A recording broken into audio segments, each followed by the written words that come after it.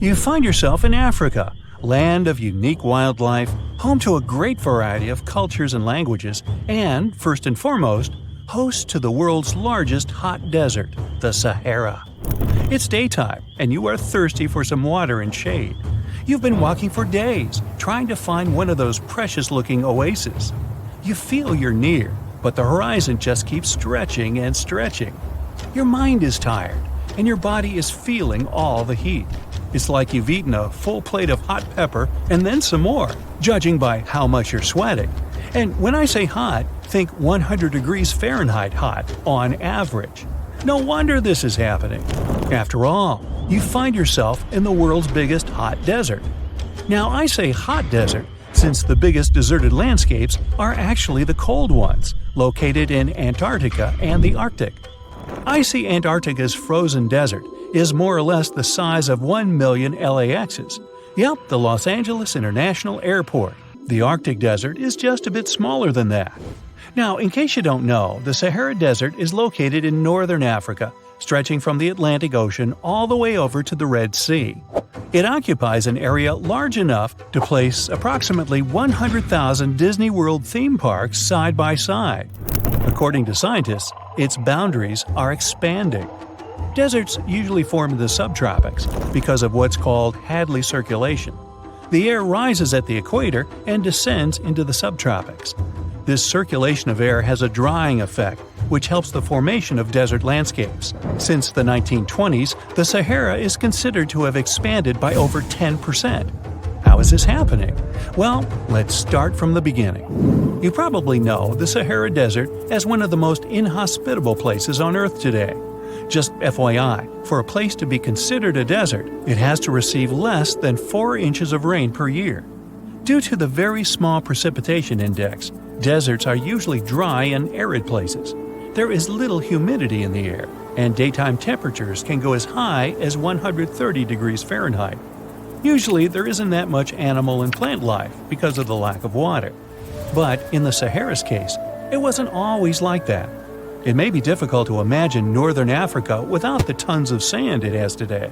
But about 20,000 years ago, the Sahara was actually one big oasis. Recent discoveries show clear evidence of what the scientists now call the Green Sahara.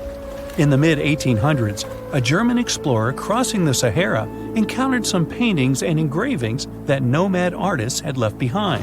What he saw in those paintings looked nothing like his actual surroundings.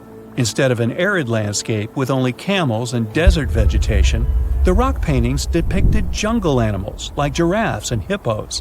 There were even images of livestock and grazing animals such as cattle and sheep, something that seems impossible for modern-day Sahara. Artists usually draw what they see around them, so this finding really intrigued the German explorer.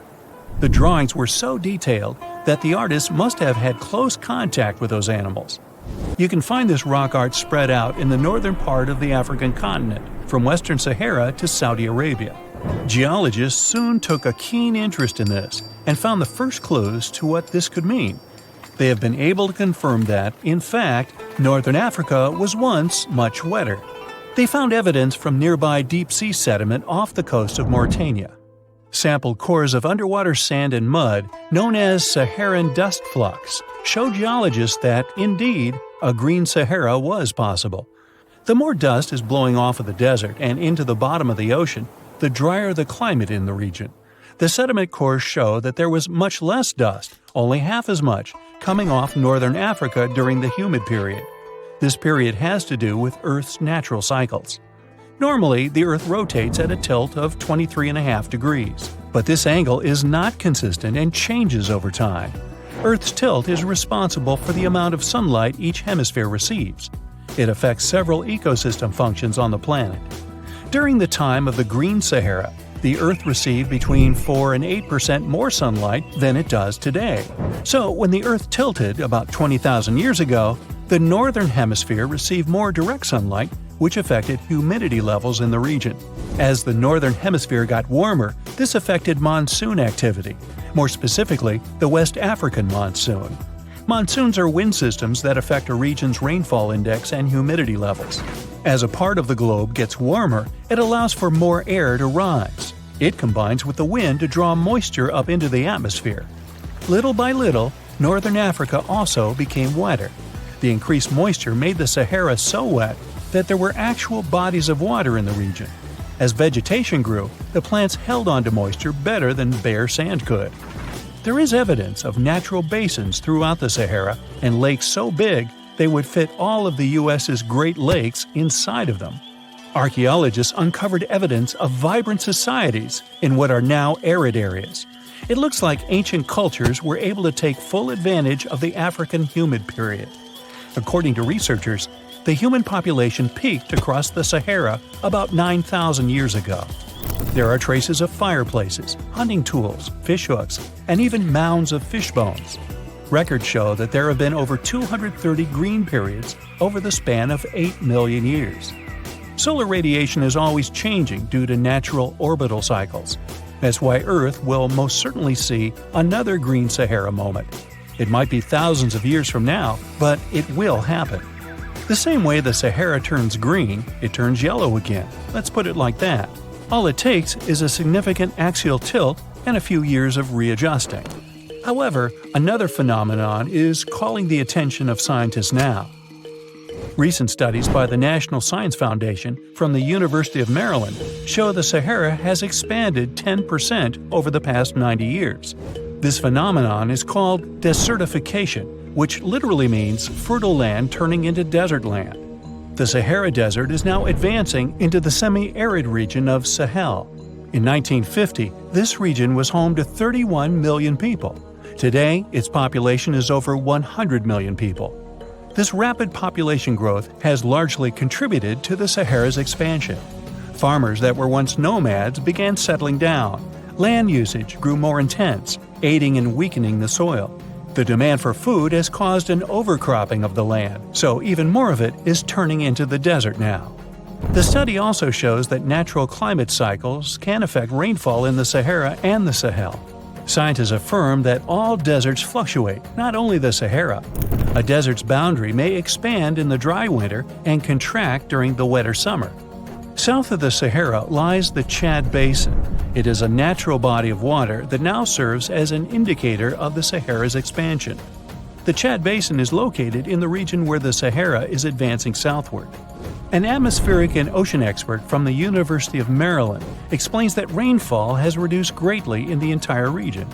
Due to reduced rainfalls, there is less water across the entire basin, and even Chad Lake is drying out. Just like the Sahara, the Atacama Desert in Chile, deemed the world's driest, is also expanding. It is located north of the city of Santiago, and its southern border is expanding toward the Chilean capital. Because the climate is getting drier and drier here, the city of Santiago risks turning into an arid or semi-arid region itself. The once fertile valleys of local rivers that lived on agriculture and livestock for many generations are losing their revenues as Chilean land is turning into a desert. Since 2010, Santiago has received only a third of its annual rainfall. Outside of the city, farmers are digging holes in search of blue gold, or simply put, water. The situation here is very similar to that of Sahel. So tell me this, were you as surprised as I was to find out what has been happening in the Sahara region? Feel free to share in the comments below. We've all heard of the Sahara. Sure you have. It's the largest hot desert on the planet. A sea of sand covering an area larger than the contiguous United States. But have you ever wondered what lies beneath the sand dunes? To answer this question, we must travel deep into the past of our blue planet. Up until some 6,000 years ago, the Sahara was grassland. Humans were around at this time, not me, spreading agriculture around the planet. In the north of Africa, the color green dominated. Plenty of rainfall meant that there were lakes, rivers, pastures, and even forests. A completely different image of the Sahara from the barren landscape of today. But then, the climate started to shift. The region became parched, and the vegetation started disappearing. The wind did the rest. It took away the fine sediment after there were no plant roots to hold the ground together. Give it a couple thousands of years, and you get a familiar image of the Sahara. Sand and rocks stretching as far as the eye can see. But when it comes to volume, only a quarter of the Sahara is actually sand. The yellow sands of the Sahara are just one part of the story. The desert has many other features, such as gravel plains, salt flats, and plateaus. Makes you think if we understand the word desert correctly. For people who study such terrains, geologists, there is only one condition for defining a desert: precipitation. If an area gets little or no rain, then it's considered a desert. The Sahara certainly fits the bill. Its average annual rainfall is just 3 inches. Compare that to the nearly 45 inches a year in New York. When we look at precipitation, this sandy desert is only the third largest in the world. Number 1 and 2 are Antarctica and the Arctic. They are larger than the Sahara by millions of square miles. It sounds odd, but there is more than one type of desert. The first two are polar deserts, while the Sahara is a subtropical desert. But the difference in air temperature are staggering. In Antarctica's interior, temperatures plummet to minus 76 degrees Fahrenheit.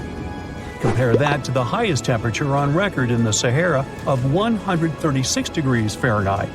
But this desert has a cool side. At night, the temperature is roughly the same as the average yearly temperature in Denmark. This hot and cold roller coaster makes it hard to choose the right outfit when venturing into the Sahara. And what about the sand? How deep is it actually? The depth varies between 70 and 140 feet. That's not too deep. If you put the Statue of Liberty in a tall dune, half of it would still stick out of the sand. Its vast amounts in the Sahara were created by aeolian processes. That's Greek for wind. Over time, it blows and shapes the surface of the earth. In dry areas with sparse vegetation, winds erode the ground much faster. That's what happened in North Africa. Under all that sand is the bedrock and cracked clay. If you started digging, you would find the same everywhere on the planet, with one important difference.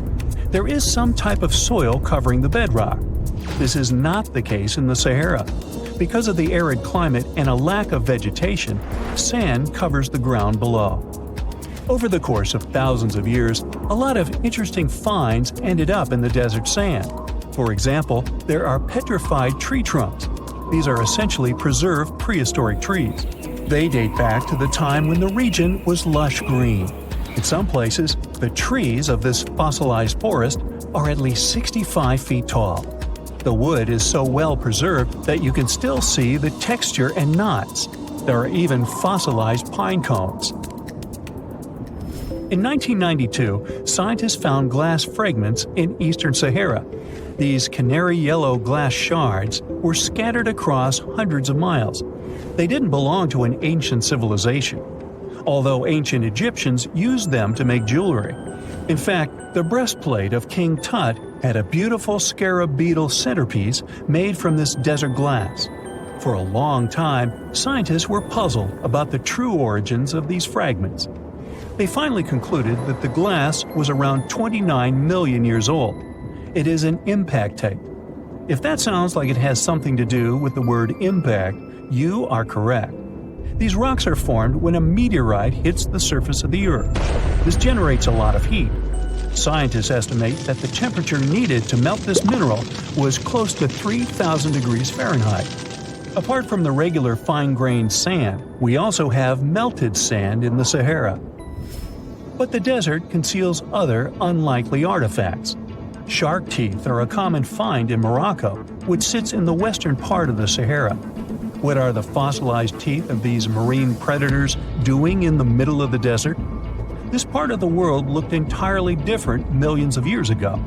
There was a sea cutting right through what is now a desert. The Trans-Saharan Seaway ran the length of present-day Algeria and Mali. It was around 165 feet deep. That was enough for all sorts of aquatic animals to inhabit it. Large catfish, sea snakes, and of course sharks lived in the area. British archaeologists even unearthed a turtle shell in Mali in the 1980s. For centuries, there was even an entire city hidden under the desert. Timgad was a Roman outpost constructed by the Emperor Trajan around the year 100 in the current era. For various reasons, its residents abandoned it around the year 700. The sands of the Sahara soon engulfed the city. It had remained hidden for nearly 1,000 years. Then, in the 1700s, a Scottish explorer started digging out the city. His team first uncovered a sandstone triumphal arch 40 feet high, similar to the ones we can see in Rome and Paris today. An amphitheater soon popped out of the sand, and it was followed by well-preserved statues of Roman emperors. The Scotsman's find was so impressive that no one believed him at first. It took 2 more centuries for archaeologists to fully excavate the city during the 1950s. The site covers a surface as large as 10 polo fields. The ruins reveal the full mastery of Roman city planning. All the streets meet at a right angle in what is known as an orthogonal grid. You can find the same layout in modern cities such as New York. Historians estimate that during its heyday, 10,000 people called Timgad home. Different nationalities lived here, from Romans to people of African descent. Today, more than 2.5 million people live in and around the Sahara. They are spread across 11 countries in total, and their living space is growing. The desert is 10% larger than it was just a century ago. This process doesn't involve sand pouring out of the Sahara. The ecosystems on the edges of the desert simply change over time. The wind blows the soil away and vegetation dwindles, the perfect conditions for the formation of a desert landscape. These changes are happening in the Sahel, a region south of the Sahara Desert. That's why the African countries have recently come together for a project called the Great Green Wall. The primary goal is to stop the desertification of the Sahel and hold back the sands of the Sahara. Their plan is ambitious and involves planting a wall of trees from the west to the east of the African continent. The proposed forest is not only going to be long, but wide as well. The Sahara and the Sahel share a historic bond. Since antiquity, camel caravans have been making the journey from Africa's Mediterranean coast in the north to the savannas in the south. The golden age of this trade kicked off in the 9th century. The perilous journey took several months to complete. The route was 2.5 times longer than the length of the Grand Canyon. Explorers still find evidence of these ancient caravans hidden away under the sands of the Sahara. So the Sahara Desert is so big that it covers 8% of the world's territory. It's bigger than the USA or China. Surprisingly, the Sahara is not the largest desert in the world. It is the 3rd largest, behind Antarctica and the Arctic. But it is definitely the hottest one. Temperatures there reach 136 degrees Fahrenheit. This place has some of the most incredible sand dunes you've ever seen, towering up to 1,476 feet. But here's the kicker. There's a real risk that these dunes might continue to spread until they cover the entire world. Surprisingly, the influence of the Sahara Desert extends far beyond its borders. Its dust, carried by powerful winds, makes its way to the UK and across the European continent, particularly in winter. This dust, settling on the ground where it rains, is a familiar sight to those in the UK, often leaving a red residue on cars. This connection between the Sahara, England, and Europe serves as a stark reminder of the global reach of environmental phenomena. You might think this is not a big deal, but it could turn Europe into a desert, leaving its soil infertile and Europeans with no food. Soil is a fundamental aspect of human existence, just as crucial as clean water and air. Without it, we're left with nothing but a bleak and barren landscape. The Sahara Desert has already made its jump across the Mediterranean Sea, which is concerning and could change the landscape forever. 1/5 of Spain has already turned into a desert. The next victim is Italy, which also faces the problem of desertification. In fact, almost all European countries have the same issue. According to an expert, the land that has not changed for nearly 2,000 years will become mostly rock, and people living on this land will be gone. 60% of the soil in Moldova is gone, and the problem has expanded beyond the Black Sea. It has reached China and Mongolia, thousands of miles away from the Sahara Desert. All of this causes losses of $4 billion a year. The threat is so significant that even the UN has gathered the necessary resources to solve the problem as soon as possible. Italy is sending help to Africa to stop the Sahara Desert from expanding. If this process does not stop in the next 10 years, millions will be forced to leave their homes. The Sahara Desert is growing for approximately 30 miles per decade. You do the math and see how long it will take to cover Europe. Since 1920, the Sahara has expanded by around 10%. But not all hope is lost because more than 172 countries have joined to put a stop to the desertification of the world. The World Food Program is a project that aims to help bring back green land that was once present in the Sahara. When they told people who called the Sahara home what they were about to do, the latter basically laughed in their faces and said it was impossible. But when you have a specific goal in mind, the impossible becomes possible.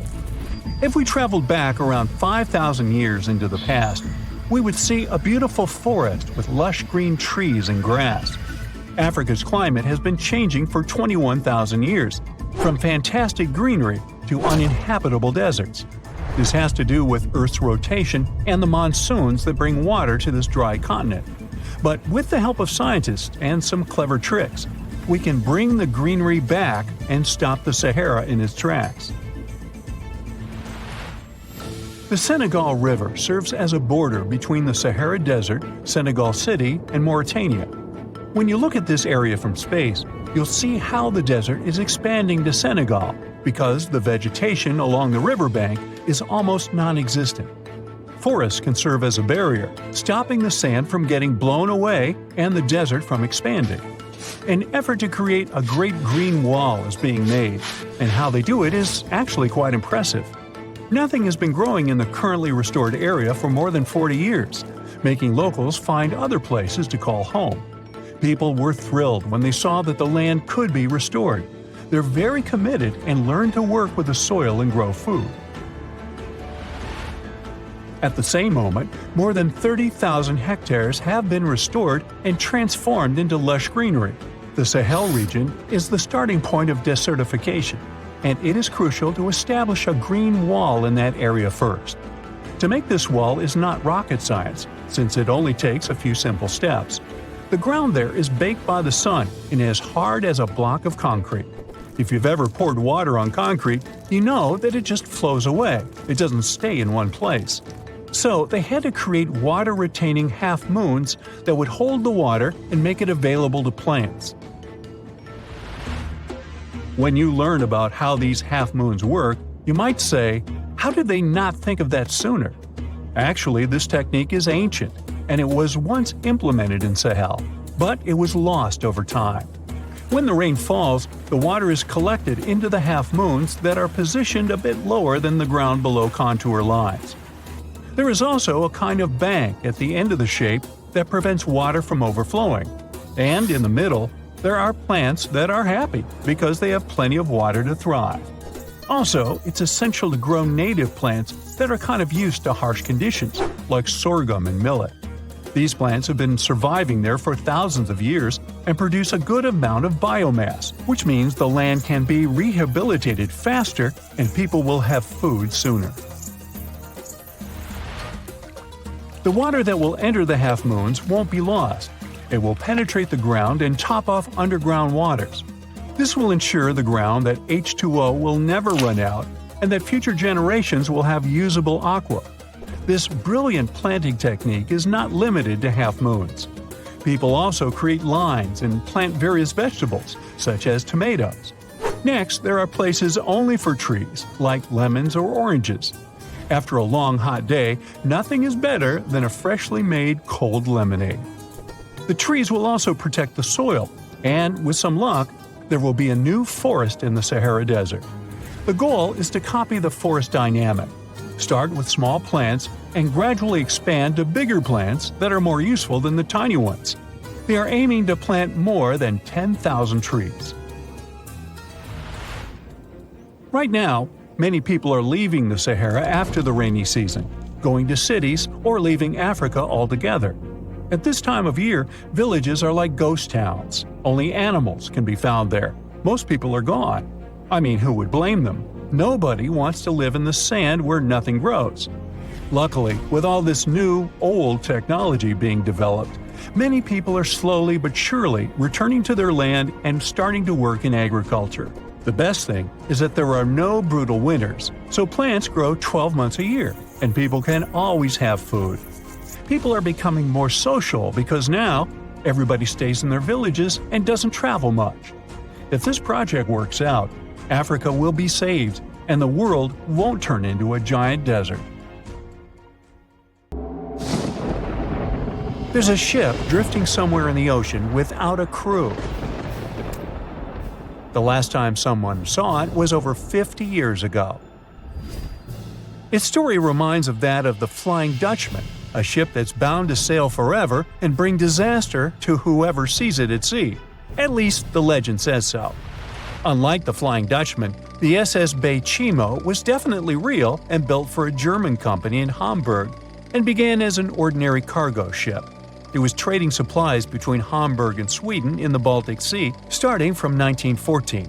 It had a strong steam engine and a hull made of steel. A few years later, it became British property. Then, in the 1920s, a Canadian company purchased it for around $18,000, a huge amount of money back then. The new owner, the Hudson's Bay Company, was actively using the ship for several years.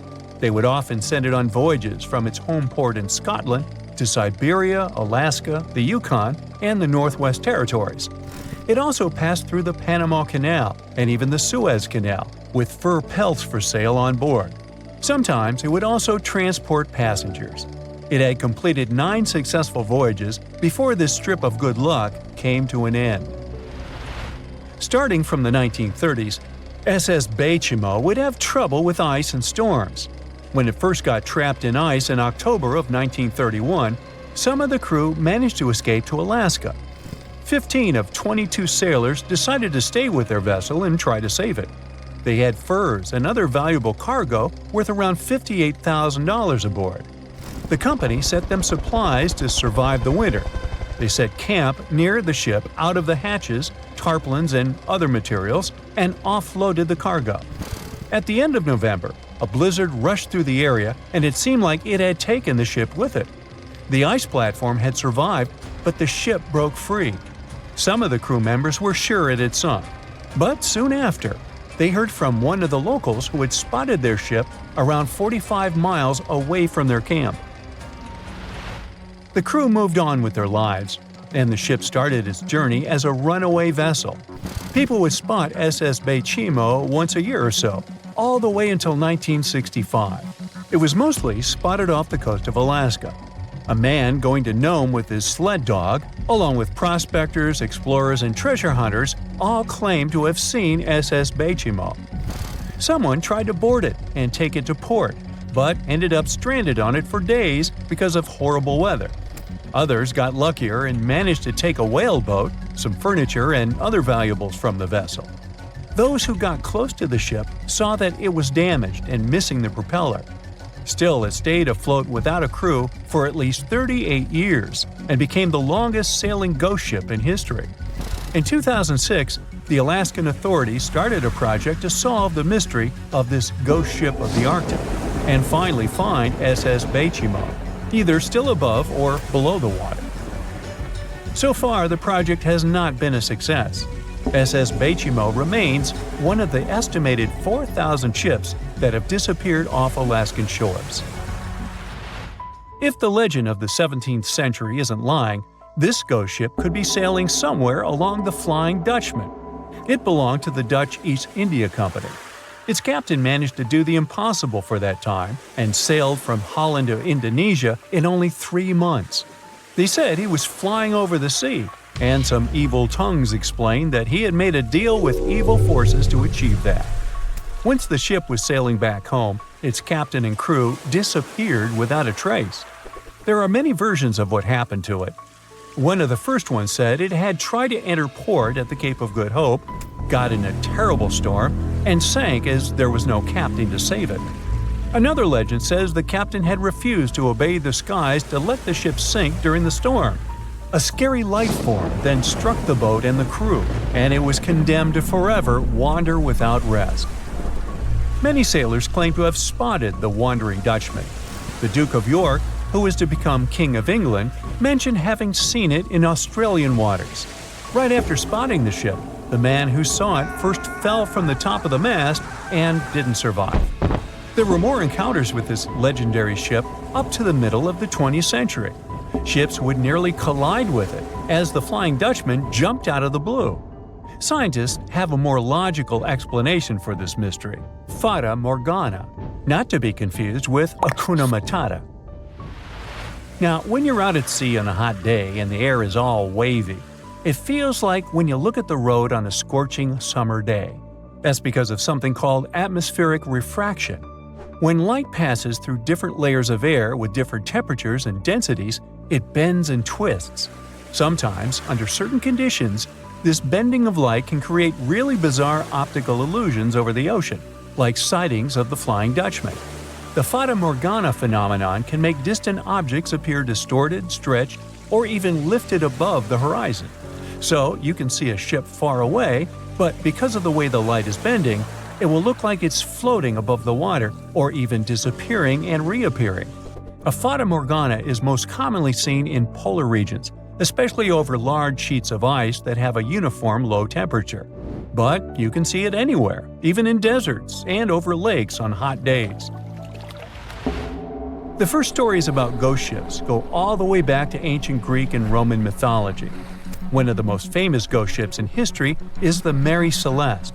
This brigantine was traveling from New York City to Genoa and was fully stocked with provisions, but missing a crew when it was discovered in the Atlantic Ocean in 1872. The crew's personal belongings were also there, completely undisturbed. The final entry in her log was made 10 days earlier. We still don't know what happened to its crew, and the ship has inspired many spooky stories and legends. The Lady Lovibond was another legendary schooner that is believed to have been wrecked off the coast of Kent in the middle of the 18th century. The story tells that the ship's captain, Simon Reed, had just got married and took his bride on board for a celebratory cruise, despite the superstition that it could bring bad luck. They were on their way to Portugal when the first mate, who is also in love with the captain's new wife, went mad because of jealousy, attacked another crew member, and then took over the wheel and steered the ship straight into the dreaded Goodwin Sands. No one aboard survived, and the schooner is said to reappear as a ghost vessel every 50 years. In present times, many vessels become abandoned and turned into ghost ships intentionally. There are thousands of them floating in U.S. rivers, lakes, channels, and coastal waters. Some people lose their boats in storms and other extreme weather. Others have to abandon their boats because maintaining them can cost 10% of the boat's price. Plus, docking a vessel can add up to several $1,000s every year. Most boats have been made of fiberglass, so an owner can't just recycle them as scrap metal.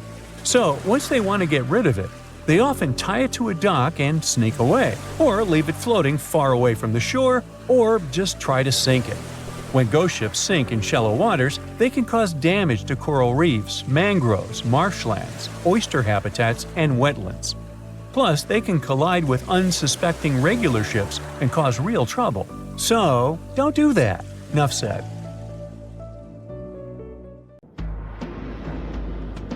Endless hot deserts seem lifeless at first glance.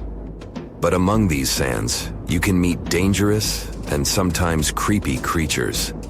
Some of them can only cause health problems, but some can stay in your memory forever. Let's get to know them, starting with dangerous ones and finishing with real nightmares. So, you're walking through a desert and see a big teddy bear with open hands. You understand that it's probably a mirage, but still, you come closer. You were right. It's not a plush toy, but a giant cactus. There's something strange about it. Thanks to some strange fluff, the branches resemble the arms of a teddy bear. However, this is not fluff, but thousands of thin needles. and they are the reason you shouldn't come closer. The cactus is called the jumping cholla, or teddy bear cholla. It grows in the desert areas of Arizona and in the northern part of Mexico. Don't worry, this cactus won't attack you, but it will cling to your skin or clothes if you touch it. Such a fur coat protects the cactus from animals, creates shade, and saves it from heat. The lateral branches are the most important parts of the plant as they carry out photosynthesis and accumulate a large amount of moisture inside. So, despite all the danger, the cactus can be helpful for desert wanderers. And the danger here is needles. If you look closer at them, you will see they have the shape of hooks. One touch, and hundreds of thorns are already in your finger.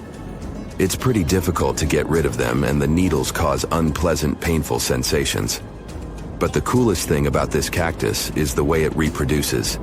The plant clones itself in a new place. When animals and people pass the jumping cholla and touch it, the cactus gives them a small piece of itself, along with the needles. As soon as you throw this piece to the ground, it takes root and starts growing. The degree of danger is rising. The next monster from the desert is running toward us, and that is an ostrich. Many think these animals are cowards hiding their heads in the sand. You will most likely change your mind if you're unlucky enough to meet one. Usually, ostriches are not aggressive, but you should run if you come closer to their nest. On the other hand, you won't be able to do that because ostriches move at a speed of 43 miles per hour. You need a car to get away from them. They run and hit their enemy with their chests. There have been cases when ostriches attacked vans and caused significant damage to them. But the main danger these birds present is their powerful legs with sharp claws. They can deliver strong blows with them and even beat a prone opponent. So yes, if you see an ostrich in the distance, go the other way. This small spotted lizard lives underground almost all the time in the arid deserts of the southwestern US and northwestern Mexico. Sometimes it goes outside to find lunch. It only seems cute, but in fact, it's a dangerous Gila monster. Its thick skin protects the reptile from hawks, coyotes, and other predators. But its main protection is its venom. Snakes and spiders inject their toxins using long, needle-like fangs. The Gila monster clamps down and chews the prey to spread the venom. And when it bites a person, it can keep its jaws closed for a long time. Getting rid of the animal is a tricky feat. People who have experienced the effects of the venom say it feels as if hot magma passes through the veins. Despite this, the lizard turned out to be useful for science. Doctors used its venom to create medicines for diabetes and obesity. The time has come. Now you're about to meet one of the creepiest creatures living in the desert. Be quiet and listen to the silence. Stand still. There's no one around. Suddenly, you hear some hissing coming from below. You lower your head and see it. A big yellow spider the size of a human palm with strong jaws and long legs hides in the shadow of your body. In horror, you run away from this monster, but it goes after you. It isn't easy to do it in this situation, but try to calm down. The creature isn't interested in you. It wants only your shadow to hide from the scorching sun. Anyway, it's better not to touch it. The powerful jaws of the camel spider can cause unpleasant sensations, to put it mildly. And, by the way, this creature isn't really a spider. Yeah, it belongs to the class of arachnids, but it's a separate species, Salpigid. It likes to bite. It's fearless and pretty aggressive. The spider preys on insects, lizards, rodents, and small birds. It can also move at a speed of 10 miles per hour. For their small size, this is very fast. You need to be a professional athlete to run away from it. Most often, you can find camel spiders in the deserts of the Middle East, but they also live in Mexico and the southwestern US. These runners are nocturnal and try to avoid the sun during the day, so they are always hunting your shadow. By the way, They got their name because they often hide in the shadows of camels. You won't hide from them during the day, but they will also want to come after you at night, especially if you make a fire. Solpugids always run to the light in the hope of eating something. Some species of these spiders make a hissing sound to scare their enemies away. Now, let's calm down for a second and leave the hot desert. We're going into the humid tropics of Tanzania. Under tree bark, fallen leaves, and in dark caves, you can meet one of the most terrifying creatures on Earth, a tailless whip scorpion. Imagine a big scorpion without a tail, with a flat body that looks like it has been pressed by something. It's similar to spiders, but has no venom glands and can't spin a web. This monster is silent and fast, but the scariest thing is its 2 front claws, twice as long as the creature itself. Any prey it catches will never escape. Life in a dark cave has spoiled its eyesight, so the whip scorpion tries to avoid sunlight. During molting, it climbs up to the ceiling and slowly comes out of its old skin.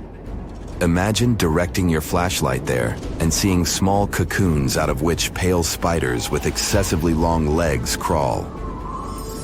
If you really meet it, be calm and slowly go away as far as possible. Be careful. The flat scorpion can crawl under your clothes in a second and bite you in the stomach. And that's not the worst part. Okay, this is a joke. This pretty guy is one of the shyest and most harmless creatures among spiders and scorpions. It's afraid of you and will never attack. Many consider it beautiful and keep whip scorpions in glass terrariums. If you want such a pet, carefully watch it so that it doesn't run away from its house. If it happens, it will be pretty challenging to catch it again. In a matter of moments, it can get under your bed or go through gaps in the floor. Then it'll go to your neighbor's apartment through a ventilation system and scare people there. Okay, how about one more scorpion? It's not as creepy as the other creatures in this video, but it's the most venomous scorpion in the USA. This is the Arizona bark scorpion.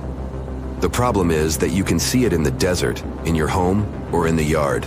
These dangerous venomous beasts crawl into rooms and often sting people.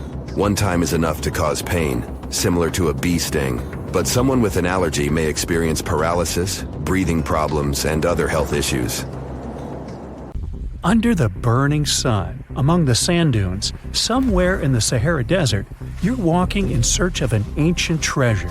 Finally, you find a strange rock in the sand. It's big, looks like a large piece of black coal or rock, but something shiny on its surface makes the rock unusual. This unique find is the oldest thing that has ever been discovered on our planet. This rock was born long before Earth appeared in outer space. The unusual meteorite was found in 2020 in a remote area of the Sahara Desert. Scientists have analyzed the isotopes of magnesium and aluminum on the stone's surface and found that its age is about 4.5 billion years. At the moment, this is the oldest sample of magma from space in history. It belongs to a small protoplanet that didn't have time to form completely. It happened a very long time ago when our solar system was forming. Many huge asteroids were floating in space. Some of them were formed into huge celestial bodies, which later became planets. The big rocky planets were absorbing the smaller ones. The rock was part of a little protoplanet that just began its formation, but another huge asteroid destroyed it. The planet shattered into billions of pieces. Some of them became part of other planets. Some flew outside the solar system, and one piece that had been wandering in space until our Earth was formed. After that, it hit the planet's atmosphere and fell into the territory now known as the Sahara Desert. The rock was discovered in 2020, but the erosion of extraterrestrial rocks shows that it could have fallen much earlier. This ancient thing weighing around 70 pounds has several pieces of different meteorites inside. In simple words, it's a volcanic rock consisting of lava. It has cooled, solidified, and crystallized. That's why you notice the glitter. Scientists hope that further study of the rock will help to learn more about our solar system foundation. The biggest asteroid discovered in the U.S. is the Willamette. Its size is 84 square feet, and its weight is more than 15 tons. This is half the weight of a bus. Several people can fit on the surface of this outer space object. But the coolest thing is that it's not a rock like most meteorites that were found. Willamette is made of nickel and iron. This massive piece of metal was discovered in 1906. Now, the huge rock is kept at the American Museum of Natural History. The largest meteorite ever found is Hoba. It's located in Namibia, and people have never changed its position because it's too heavy. The weight of Hoba is 60 tons. It's heavier than a tank. The next space-related event occurred on February 28 in southwest England. On this day, a huge flash lit up the sky. Then there was a loud crash. Several residents opened the doors of their houses and noticed a black sooty spot on the lawn. They immediately guessed what had happened and reported the discovery to the British Meteorite Observation Network. If you ever find a meteorite, report it to some geological research or space center as soon as possible. The longer a space rock lies on the ground, the faster it loses its value.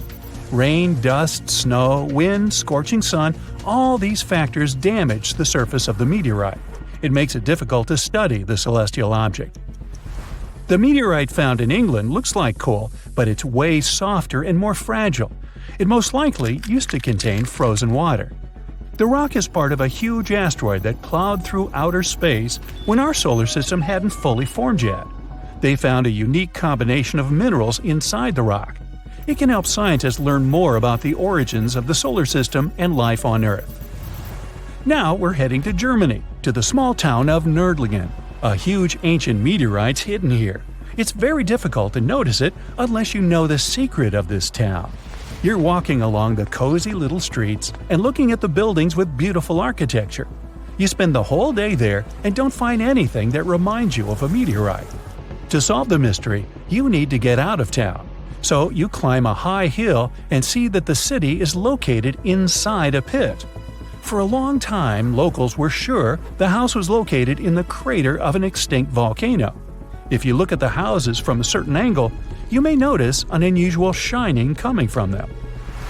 In the middle of the 20th century, a group of geologists came here and immediately declared that the crater doesn't look like a volcanic one.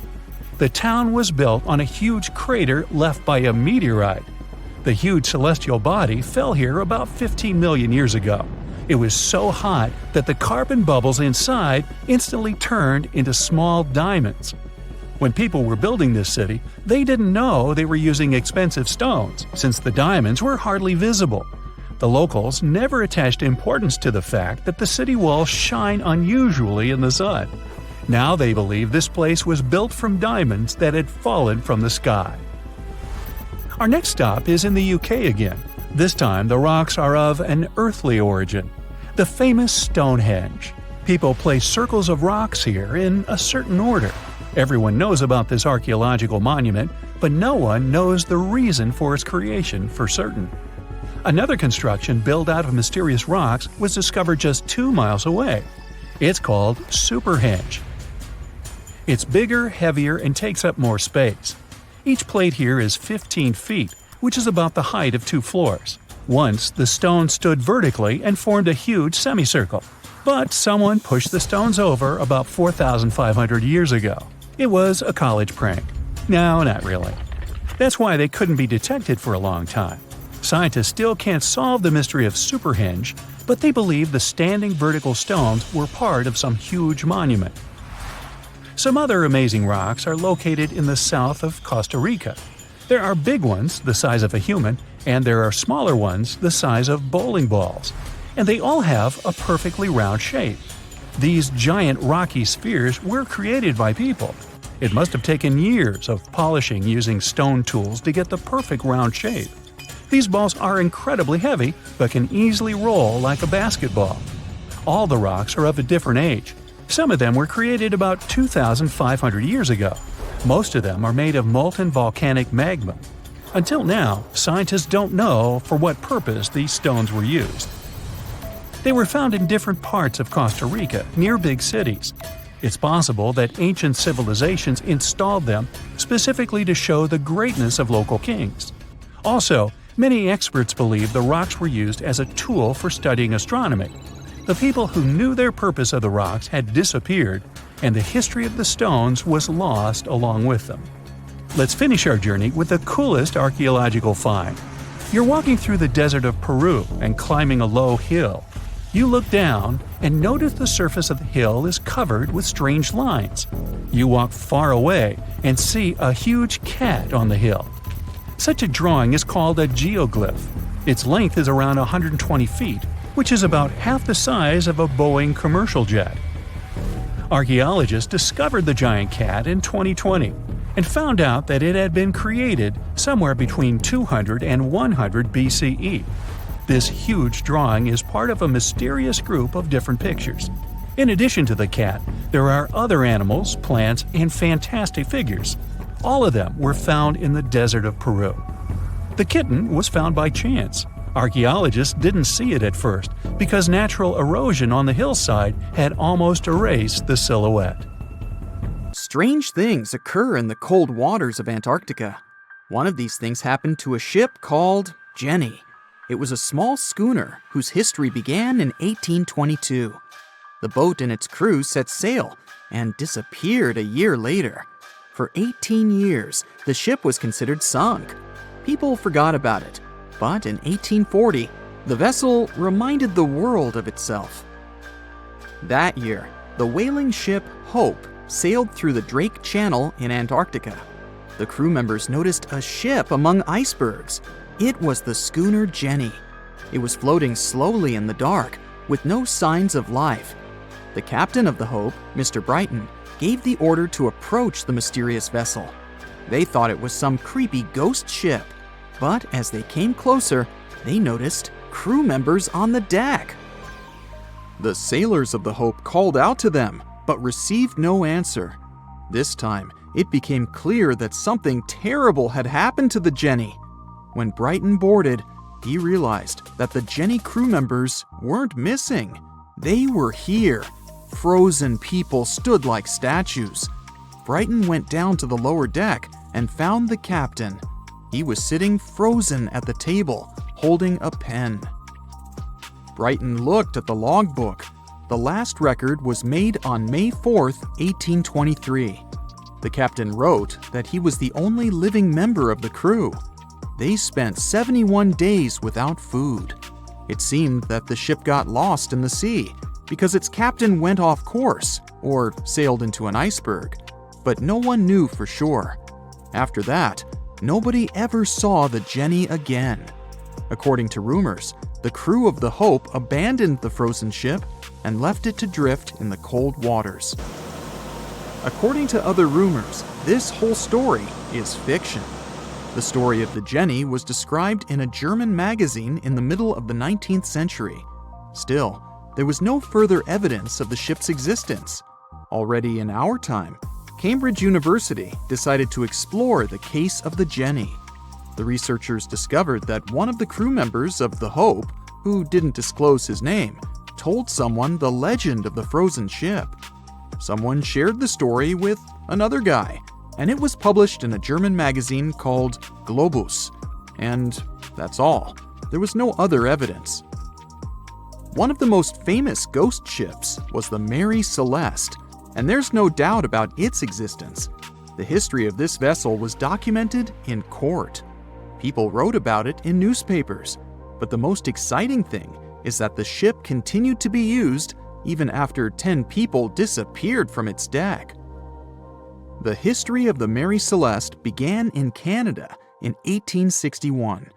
When it was first built, the ship was called the Amazon. It changed captains several times, and it also hit some rocks. The boat was sold, bought, then sold again, repaired, and sailed under the name Mary Celeste. In 1872, it had a new captain, Benjamin Briggs. He was a decent, brave man with a lot of experience in navigation. He had a beloved wife, a daughter, and a son. When he went on his last voyage, he took his wife and daughter with him, and his son stayed in America. In November of 1872, the Mary Celeste sailed from the port in New York with 10 people on board and disappeared. 8 days later, another ship, the Dei Gratia, also left New York and followed the same route. De Gratia's captain, David Morehouse, noticed the Mary Celeste and immediately realized something was wrong. The ship was moving too freely, as if no one was controlling it. The captain tried to contact the crew members, but no one answered him. Then, together with other sailors, he climbed aboard the Mary Celeste. The ship was in good condition. There was no damage. The hold was slightly filled with water, but it could be easily pumped out. Everything seemed fine, but one lifeboat was missing. The crew members' valuables were in their cabins. The cargo was in the hold. The supplies of water and food were untouched. Judging by the records in the logbook, the ship was caught in a storm, but it was not too strong. Other ships also sailed through this storm, but nothing bad happened to them. The last record was dated November 25th, and it claimed that everything was fine. The sails of the Mary Celeste were slightly damaged, but perhaps it happened after the crew had disappeared. The whole ship was in excellent condition, but what made the people leave it? Part of the crew of the De Gratia stayed on board the Mary Celeste to bring it to dry land. Everything went well. They delivered the ship to the closest port. Next, the captain of the De Gratia appeared before the court and told about what had happened. However, the prosecutor and the judge didn't want to believe in the story of the Mary Celeste. They were sure the captain got rid of the ship's crew to get money for its cargo. According to the maritime laws of that time, if you found a ghost ship with valuable cargo, then a substantial part of this cargo belonged to you. So, many people thought that David Morehouse decided to earn some money.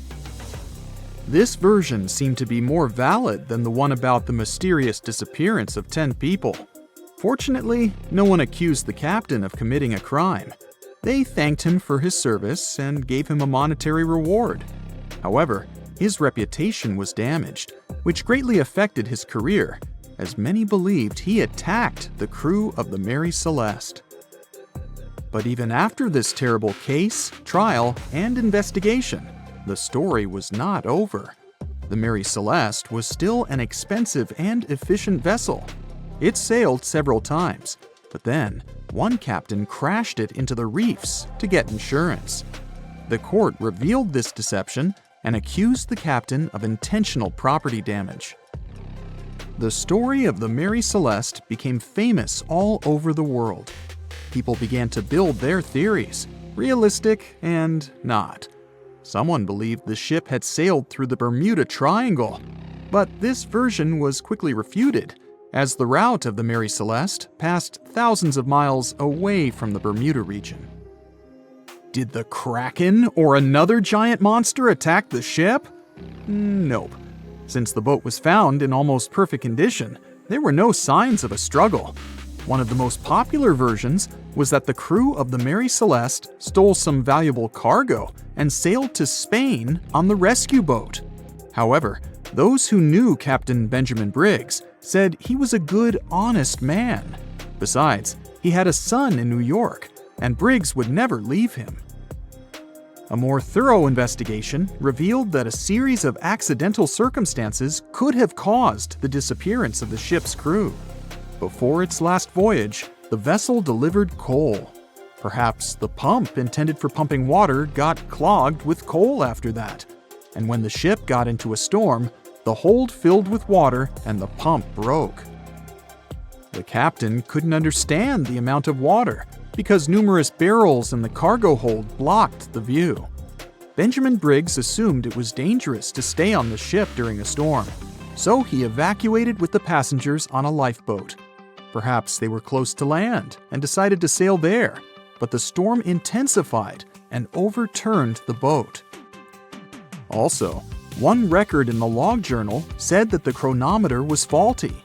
It was a device that helped to determine your location at sea using longitude. Briggs got lost and didn't know which way to sail. The storm was strong, and he couldn't determine whether the ship would sink. Perhaps Briggs decided to leave the ship in a rescue boat when he saw the coast of the Azores. The uniqueness of this ghost ship case is that, unlike many others, you can investigate it yourself. There's a lot of information about the Mary Celeste on the internet. There are documentaries and research articles. Perhaps you'll be able to notice something that others haven't seen and solve the mystery of the disappearance of 10 people. As an experienced sailor and the first man to ever sail non-stop on his own around North and South America, Matt Rutherford has seen a lot during his voyages. But what he saw in 2013 while sailing through the waters of the Atlantic with his colleague surely stands out. Some 800 miles off the coast of Bermuda, not far away from the famous Bermuda Triangle, they noticed a boat that seemed to be moving by itself. The sails weren't up and the motor wasn't running. The sailors decided to check if there was someone who needed their help aboard, so they moved closer to the mysterious ship. Once they got there, things only got weirder, as they realized there wasn't a living soul aboard. Rutherford started filming to document their discovery. The boat looked so awfully abandoned that they expected to find some pretty scary things in there. But it didn't stop Rutherford from searching the vessel. The boat, which turned out to be named Wolfhound, looked like an upscale one, probably costing hundreds of thousands of dollars.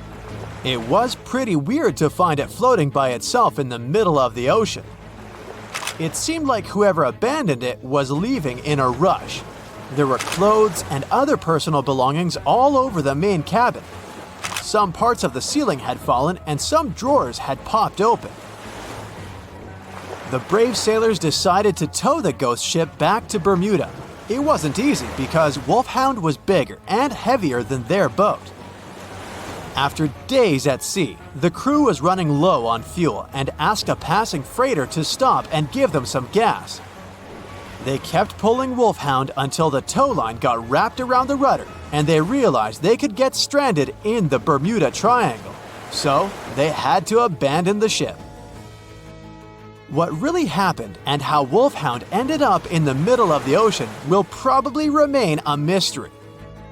Rumor has it that it belonged to a member of the Royal Irish Yacht Club. The ship was going on its first voyage from Connecticut to Bermuda and then Antigua. It got in a terrible storm around 400 miles away from Delaware. The winds were so strong that the yacht suffered 2 knockdowns. A Greek cargo ship rescued the crew. They left the ship with an emergency beacon on. The rescued crew members shared that they saw the ship sink, which only adds more questions to the story. How did it get back to the surface? Does the Bermuda Triangle have anything to do with that? Christopher Columbus himself reported some unusual compass activity going on in this mysterious area while he was on his way to the New World.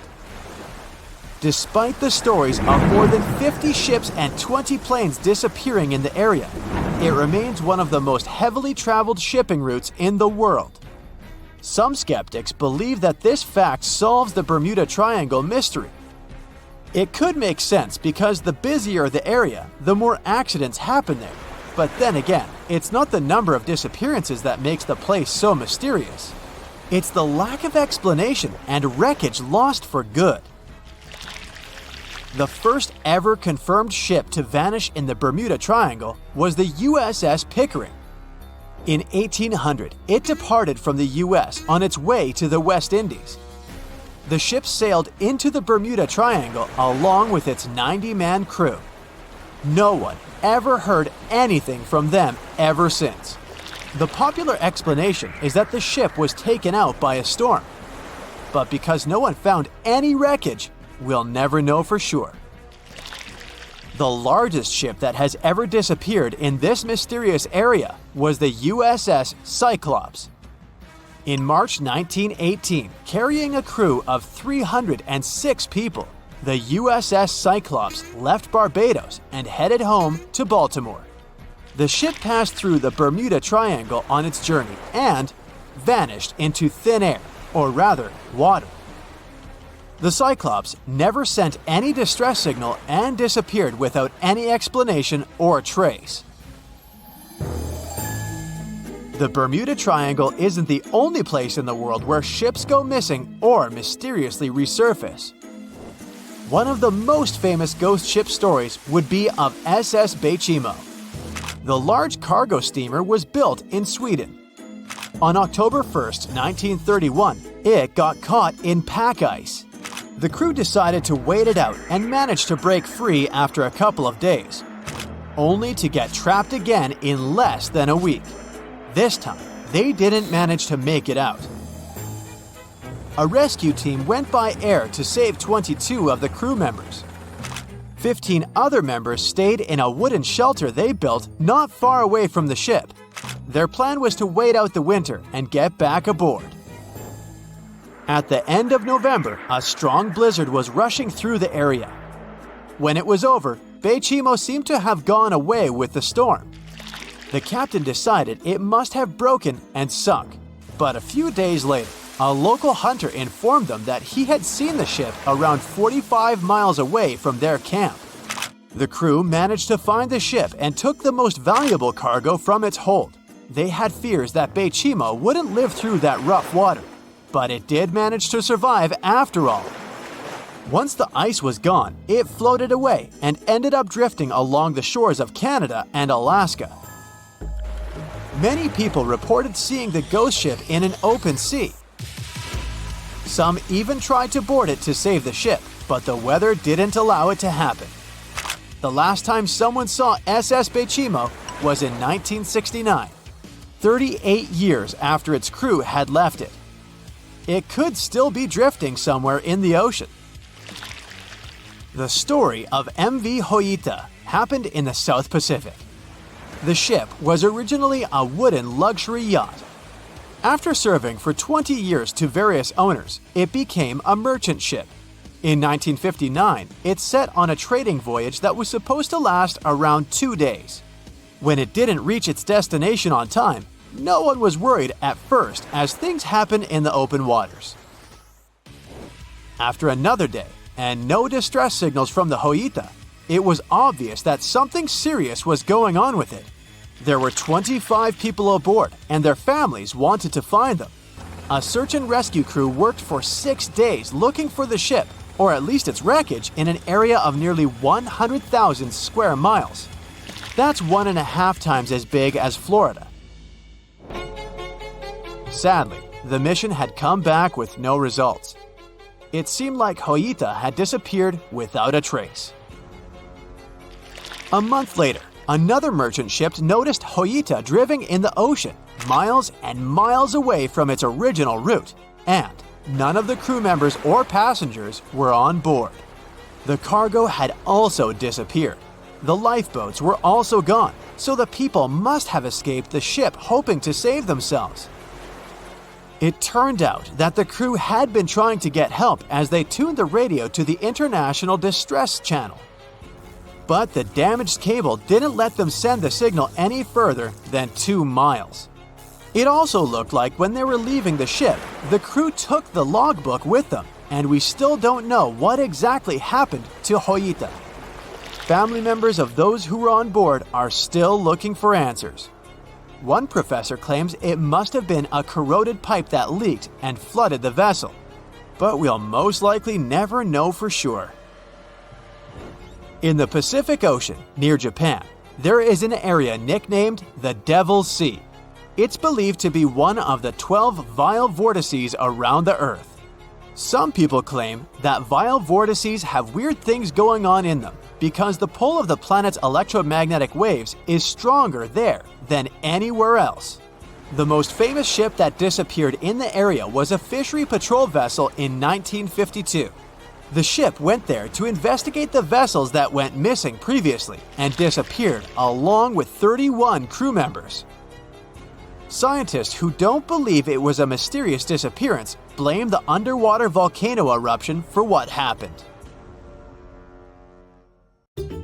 You plan to spend your summer vacation in Africa. The final destination is the Sahara Desert. It's located in northern Africa, stretching from the Atlantic Ocean to the Red Sea. You're excited to ride camels and learn about the region's rich cultures.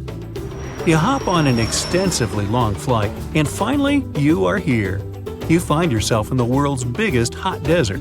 Can you believe it's 3 million square miles? You're ready for your first adventure after drinking liters of ice-cold water. The guide gives you a choice. You can spend 2 weeks visiting a collection of oases, or you can help them solve an ongoing local mystery.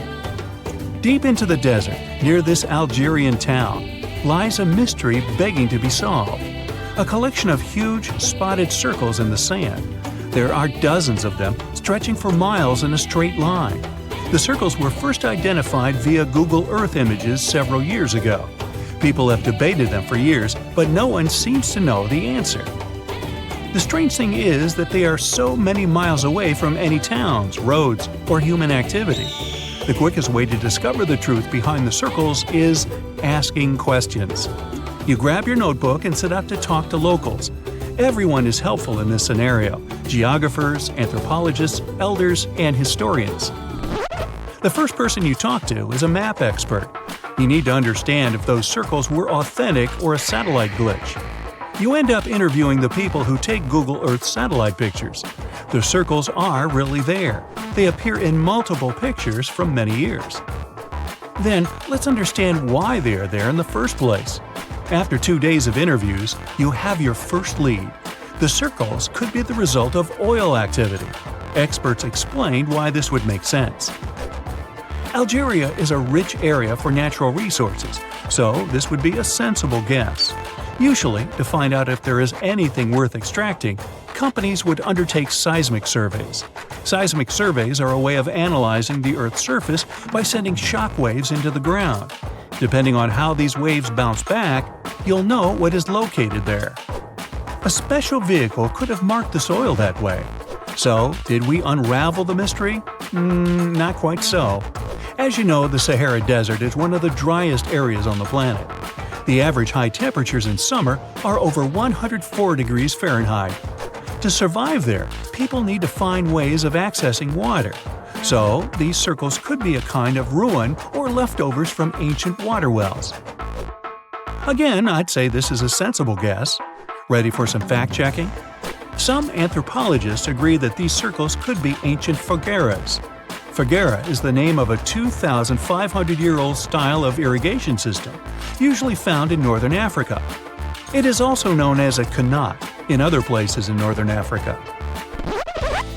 Locals would dig a deep well at an elevated point, deep enough to tap into underground water. They would then dig parallel shafts at regular distances.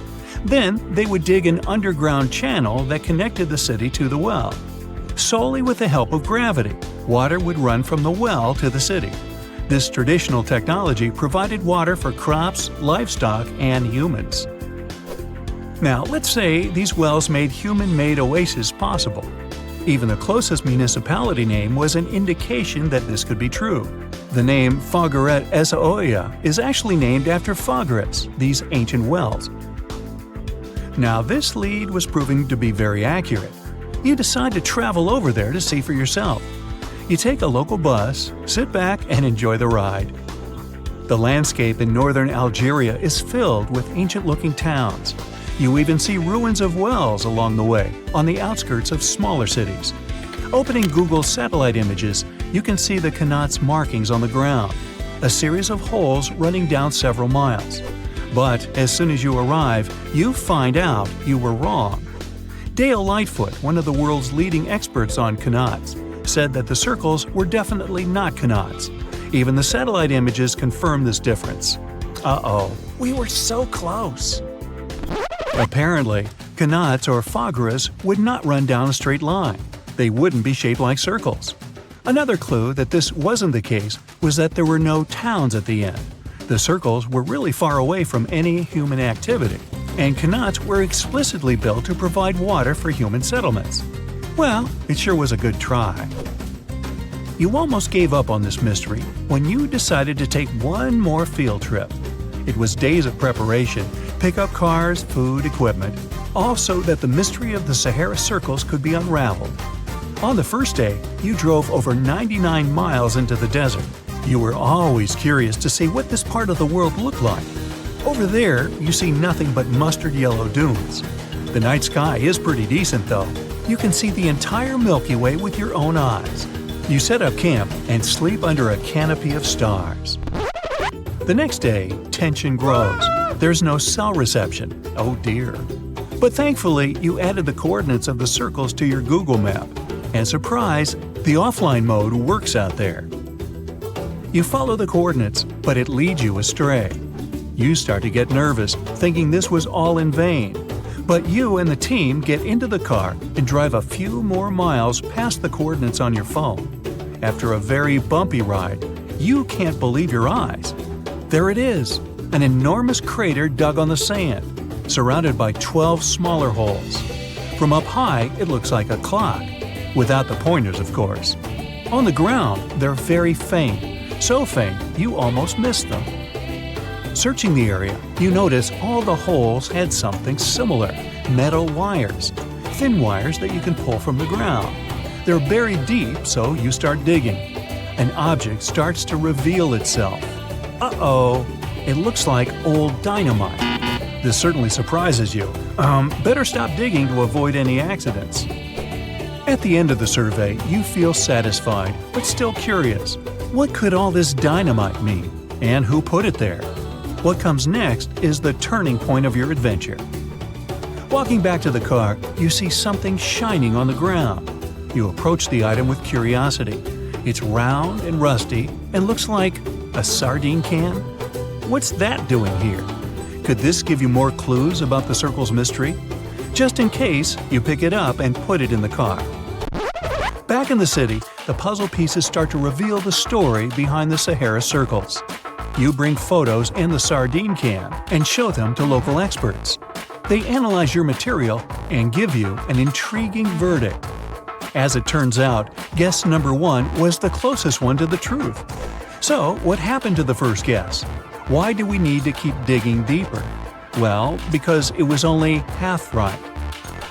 The Sahara circles are not a historical footprint of seismic surveying. Back when the circles were made, this technology didn't even exist. But they sure are related to oil exploration. The dynamite-filled holes were an old method for oil searching. The circles are the leftovers of surveyors looking for resources underground. And the sardine cans? Well, they were left by the workers who held explosion works. You gotta eat, right? According to the model of the can, this happened more or less around the 1950s and 1960s. So these circles aren't even that ancient. More like modern ones, if you ask me. Well. Hope you are glad you tagged along and helped unravel this mystery. See you in the next mystery-solving adventure. Phew! This summer has been turning up the heat like never before. We feel like roasted marshmallows on a sizzling grill. Yes, the world is getting hotter, but some regions have always fought with high temperatures. It turns out people had some inventions to keep themselves cool in ancient times too. Some of them are still functioning, even 3,000 years later. Let's take a look at how people saved themselves from heat throughout history. So, put an ice cube into your cold drink and get ready to hear how people survived the heat. Speaking of ice cubes, do you know that the Persians made an ice storage system? In the deserts of ancient Persia, people had an out-of-the-box idea about how to prevent their food from turning into a melted mess. These ingenious Persians stumbled upon a physics trick that allowed them to create ice in the middle of the desert. They called these cool structures yakhchuls, which basically means ice pits. These ice pits were not your ordinary coolers. They were like secret underground fridges. They looked like dome-shaped mud brick structures on the outside, but inside, it was a whole different world. These ice pits had an evaporation cooler system that worked like magic. At night, when the desert cooled down, Persians made use of the radiative cooling effect. They set up cleverly designed trenches to hold thin layers of water. The water froze, defying the desert heat. Then there were underground square storage areas. The Persians collected the melting ice water from these cooled trenches, and during the night, they froze it again, making the most of the desert's natural chill. To add to the cooling effect, they built a wall to shade the storage areas from the hot midday sun. And that's not all. They had this fantastic wind-catching contraption called a badger that caught the breeze and directed it right into the ice pits. Fresh air plus ice. Cool breeze. A winning combo. They even had intricate water channels called qanats to bring water to the ice pits and homes all the way from the nearby mountains. As time passed, these yakhchols faded into history and modern technology took over. But hey, there's good news too. Some awesome folks in Iran are restoring these ancient coolers. So, if you ever find yourself in the desert, don't forget to pay a visit to these marvelous places and witness the genius of the ancient Persians firsthand. Now, I want to focus more on the wind catchers because they don't just help make ice cubes. They actually function as a cooling system as well. Back in the day, those clever architectural wonders were all the rage in places like Persia, modern-day Iran, Egypt, and the Middle East. Imagine tower-like structures with openings at various levels strategically placed to harness the power of nature's breeze. These openings were like magical portals for the wind. They captured those refreshing gusts and guided them right into people's living spaces. Basically, they were natural air conditioners. The breeze would gracefully flow downward, cooling the ground as it danced through the building. The secret sauce lies in the details: the tower's height, the number of sides, the openings, and the positioning of the interior blades. Everything plays its role in how efficiently the wind towers work out. Thanks to these wind catchers, ancient societies could enjoy comfy indoor temperatures without sweating. Can you imagine living in those times? Feeling the gentle breeze whisking through your home, keeping you feeling fresh and chilled out? The Persians are often credited for inventing these awesome wind catchers. But hey, don't forget about Egypt. There, you can find traces of similar structures dating all the way back to 1300 BCE. Yes, the invention of wind catchers may have occurred in ancient Egypt, but Yazid in Iran is the city with the largest number of wind catchers. People wouldn't have been able to live there without these ancient ACs because there was almost no rain in the area throughout the year. Now, let's look at these perforated double-skinned exteriors. Imagine dressing up a building with a fancy perforated screen. It's like giving its exterior a stylish makeover while keeping things chill inside. This genius technique, firstly, scatters the natural daylight, so no harsh sunbeams to blind you. The screen also offers shade like a pro, giving the building's interior a much-needed break from the blazing sun. Think of it as a natural sun hat for your home. Placing this screen about 4 feet away from the outer walls creates a breezy, dreamy hallway for fresh air circulation. And hey, they add a touch of elegance to the building too. These structures are sometimes called jali. Jaipur, India, for example, has an average daytime temperature of about 100 degrees Fahrenheit. So these structures are lifesavers. Jalis come in various forms, crafted from cement, earth, and wood. It's a cultural symbol deeply embedded in Indian architecture. You can find its captivating presence in iconic historical buildings like the majestic Taj Mahal and the Grand Red Fort in Delhi. But hey, it's not just a thing of the past.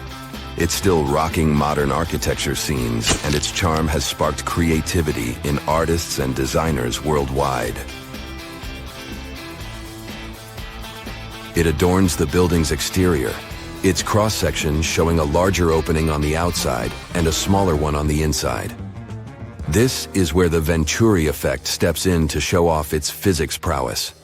As the air flows through the narrowing passage, it picks up speed, creating a difference in pressure between the inside and outside of the building. Air blowing at a higher speed gets compressed, and when released, it cools down.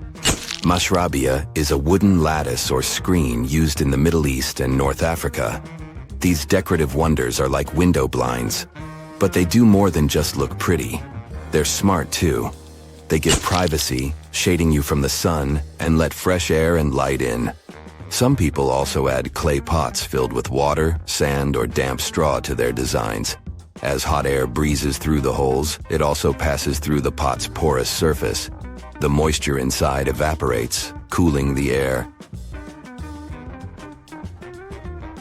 This is a perfect low-cost technique for hot and dry climates. It's eco-friendly, and there's no need for electricity. Now, let's fast forward to today. Designers are getting creative, mixing traditional wisdom with modern tech. At the Al Bahar Towers in Abu Dhabi, they've got it too. Picture over 2,000 hexagonal panels that dance with the sun's movement, providing shade to the building's interior. Water evaporation was another secret weapon for ancient people. Simple, yet super effective. Plus, ancient Egyptians hung wet mats and curtains in doorways. When the air passed through them, it cooled down, providing a relief from the scorching sun. Ancient architects were the masters of maximizing airflow. They knew how to cross-ventilate and let hot air escape while inviting cooler air to the party.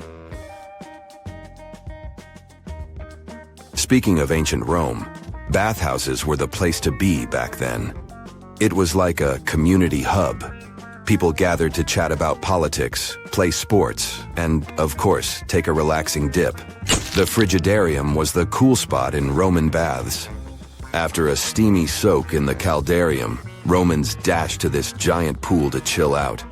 Then in some places, like Cappadocia in Turkey, people went underground to hide from the heat.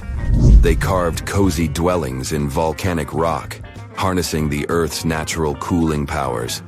So the lesson here is simple. Architects and designers can create wonders by combining local traditions with smart tech. California's Death Valley boasts the highest officially registered temperature to date, with 134 degrees Fahrenheit in 1913. Meanwhile, Africa's sweltering record stands at 131 degrees Fahrenheit in Kebili, Tunisia, as noted in 1931. In Europe, the highest temperature ever documented reached almost 120 degrees Fahrenheit in Sicily in August 2021. Then, in 2022, the UK had the hottest summer of all time.